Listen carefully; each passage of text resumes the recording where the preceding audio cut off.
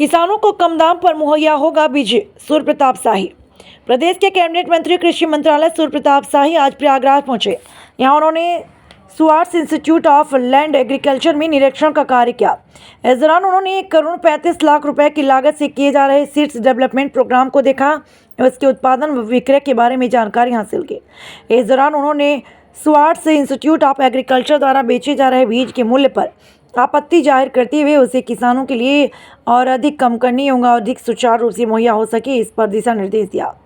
Media से बातचीत करने के दौरान उन्होंने कहा कि आंध्र प्रदेश खासतौर से हैदराबाद से मंगाए जा रहे इन बीजों को और अधिक सस्ते दामों पर किसानों को मुहैया कराया जाए, इस पर विशेष ध्यान दिया जाएगा। उत्तर प्रदेश सरकार ने इस पूरे प्रोजेक्ट पर 3 अलग अलग जगह पर कैपिटल 6 करोड़ रुपए का इन्वेस्टमेंट किया और आगे कई तरह की परियोजनाओं को लाया जाएगा। अखिलेश यादव पर पूछे सवाल पर उन्होंने कहा कि अखिलेश यादव उनके पार्टी या सरकार द्वारा हमेशा से ही हिंदू सनातन धर्म के विरोध में कार्य किया। आज उन्होंने संत समाज पर जो उंगली उठाई वह नई बात नहीं है। उनके द्वारा लगातार हिंदुत्व और सनातन धर्म के प्रति जो मनोदशा बनाए रखी है वह आम जनता को पूरी तरीके से ज्ञात है। इसलिए अखिलेश यादव पर टिप्पणी करना अपना समय बर्बाद करना। तिरुपति बालाजी मंदिर में प्रसाद में चर्बी मिलाई जाने वाली घटना को लेकर उन्होंने सीबीआई जांच की मांग करते हुए कहा, यूपीए सरकार के दिन है और इस पर सीबीआई जांच होकर दूध का दूध पानी का पानी होना चाहिए। दिखाते हैं खबर विस्तार से। प्रयागराज से ब्यूरो रिपोर्ट।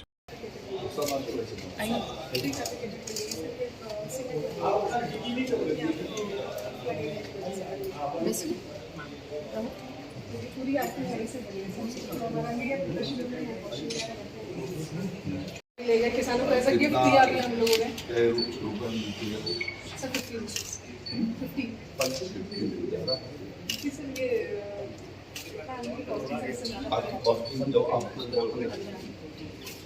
सर ज्यादा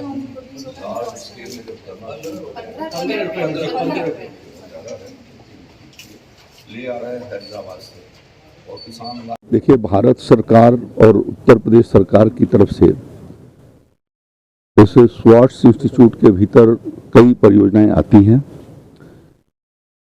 और उनमें समीक्षा की दृष्टि से मैं यहाँ पर आया हूँ। हमारे राष्ट्रीय कृषि विकास योजना के माध्यम से उत्तर प्रदेश सरकार द्वारा इनको 1,75,00,000 रुपए टिश्यू कल्चर लैब बनाए जाने के लिए दिए गए थे।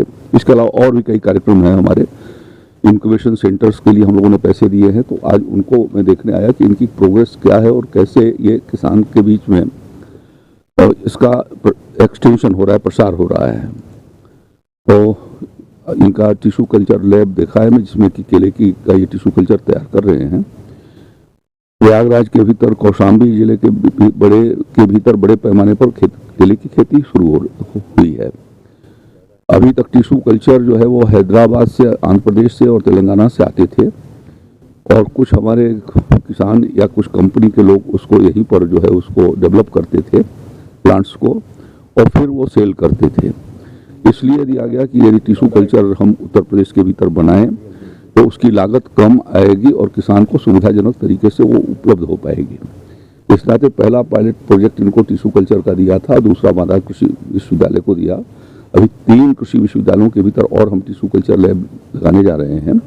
इस साल बजट के भीतर हमने प्रोविजन कर रखा है उसको। तो उसके पहले मैंने देखने का प्रयास किया कि इनका टिश्यू कल्चर लैब किस तरीके से चल रहा है। इनको और बड़े पैमाने पर काम करने की ज़रूरत है जिससे कि उसकी कॉस्टिंग घटे, क्योंकि हैदराबाद से जो टिश्यू कल्चर उत्तर प्रदेश को आ रहे हैं वो 6-7 रुपये में आते हैं। किसान उसको डेवलप करके 10-11 रुपये में बेचते हैं या कंपनियाँ बेचती हैं। इनकी कॉस्टिंग 15 रुपये है। तो उसको इनको मिनिमाइज करने के लिए उसको लार्ज स्केल के ऊपर बड़े पैमाने पर उनको बनानी होगी। उसके लिए इनको मैंने अभी कहा है और मैं उम्मीद करता हूँ कि इनको करना चाहिए उसको। प्रदेश के 2 बड़े नेता मुख्यमंत्री है तो दोनों के बीच भाषा का तकरार जारी है, जहाँ अखिलेश यादव। यह समाजवादी पार्टी का कल्चर है और संतुलित भाषा का इस्तेमाल किया जाना और आस्था के केंद्रों पर अनावश्यक रूप से चोट पहुंचाया जाना, और वो उनकी हुनर है, वो उनकी आदत बन गई है और उसी के कारण इस प्रकार की बातें वो क्या करते हैं। तिरुपति बालाजी में जिस तरह से लड्डू में चर्बी का मामला सामने आया, फिश ऑयल का मामला सामने आ रहा है,